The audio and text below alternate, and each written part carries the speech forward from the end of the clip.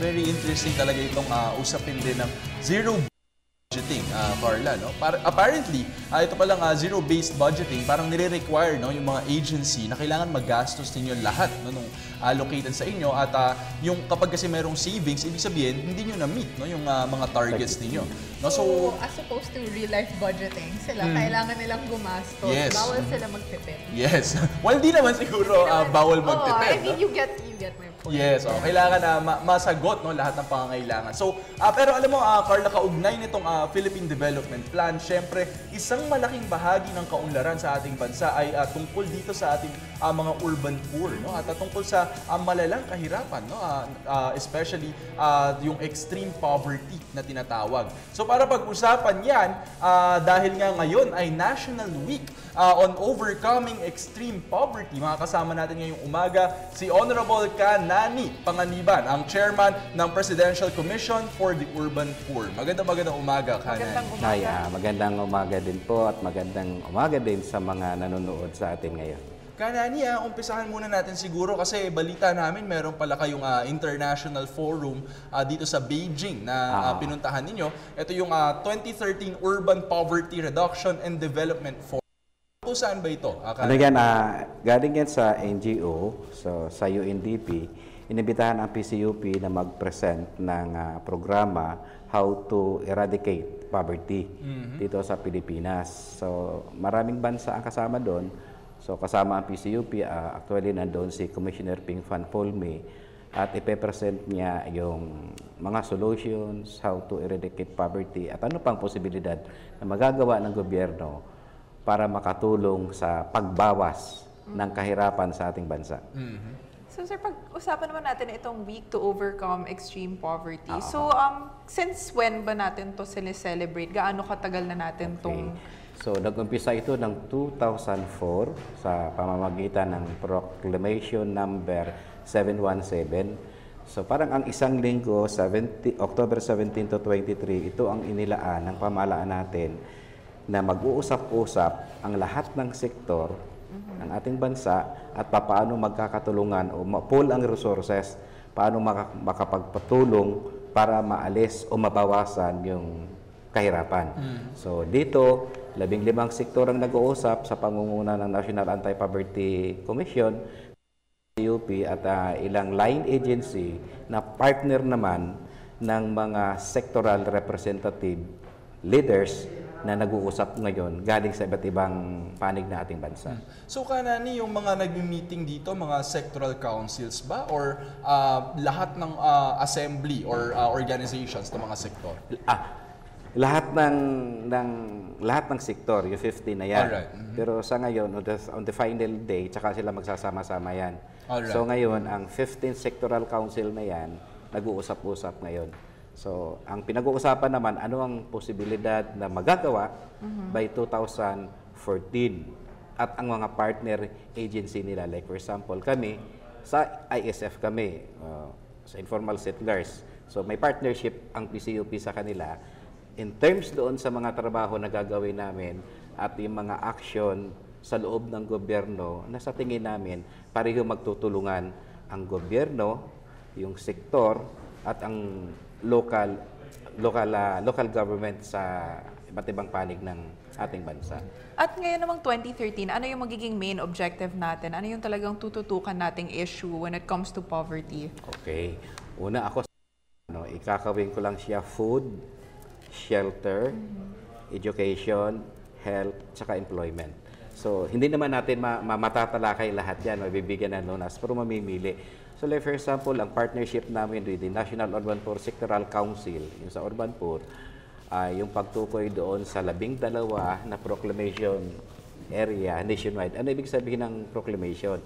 Ito ay tinitirhan ng mga maralitang tagalunsod na naiproclaim ng mga previous administration na mapupunta sa kanila. Na hindi natutukan, hindi nagawa siguro yung mga trabaho o other documents, hindi nahanda. So parang sinasabi nila, out of sa mini proclamation, mamili tayo ng 12. So itong 12 matatagpuan ito na nationwide din. So dito kami nagkakaroon ng pool ng resources namin para mas mapadali sa mga proseso. Kasi thousands of families naman na matutulungan natin. At alam naman natin, according to Habitat, 4 million ang housing backlog natin. That's number 1. Number 2, nagtututok din kami pagdating ngayon. Siyempre, alam naman natin yung mga issues. Paano bang makatarungan na pag-iba at pag-alis sa mga tao?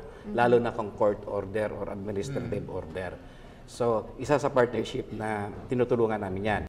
Number 3, yung participation namin sa local level, provincial level, national level.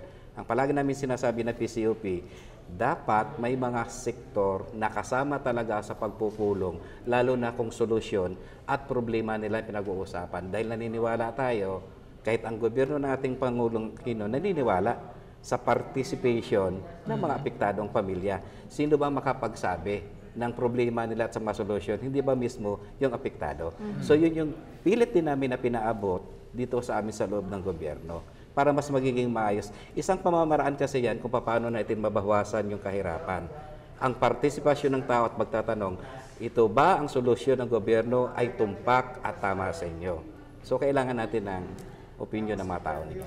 Kanani, nabanggitin nyo kanina itong pag-control din or pag-regulate doon sa demolitions na ginagawa sa mga informal settler communities. Meron din kayong programa rito para sa mga judges, tama ba? Kanani, baka pwede nyo kaming kwentuhan. Tama yun. Kami naniniwala kami na kahit may court order niyan, pero makukuha natin yan sa pag-uusap pa rin. Kaya isang pamamaraan na naisip ng Presidential Commission for the Urban Poor, ano kaya usap tayo sa mga judicial, no? So nakipag-usap tayo sa court administrator ng Supreme Court, nakiusap tayo, natulungan tayo na makausap yung mga judges natin pagdating sa implementation ng urban poor, ng court order. So katatapos lang namin sa Davao, ngayong araw mismo dito sa isang hotel, mayroon kaming judges forum dito sa National Capital Region at pag-usapan ang just and human demolition and eviction. So insofar siguro dito hindi lang kami na sa executive ang namumroblema dito, kundi pati rin sa judicial kapag mayroon ng mga bloody confrontation pagdating sa pagpapagba. So yung panawagan natin dito, mag-usap tayo bago natin implement. Hindi natin sinasangkaan ang order o utos kasi batas ng hudikatura. Pero sinasabi natin, mag-usap muna tayo bago, baka maiwasan din natin ang karahasan. At sometimes, nagkakaroon kami ng mga positive na resulta dyan. Kasi kahit may court order, lalo na sa probinsya, nakausap namin yung may-ari, baka pwedeng huwag mo na paalisin kung di nyo naman gagamitin. May programa naman ng gobyerno, nababayaran ko ang mga tao ay huhulog-hulugan nila. Minsan nagsasaksid kami doon sa ganong proseso. So naniniwala pa rin tayo na sa pag-uusap, no? May mga solusyon tayong kuha. Siyempre, sa shelter, nagkaroon siya ng katiyakan sa paninirahan, bawas na yung problema sa kahirapan. So ilan yan sa mga pamamaraan na ginagawa ngayon ng Presidential Commission for the Urban Poor in partnership with NUPEC. So Kanani, ihabol ko lang. Ibig sabihin sa mga eviction cases, ang inyong proposal ay mag-uusap yung dalawang parties, tapos papasok din ba ang PCUP or papasok din ang gobyerno? No. Actually, ang PCUP ang presiding officer. Alright.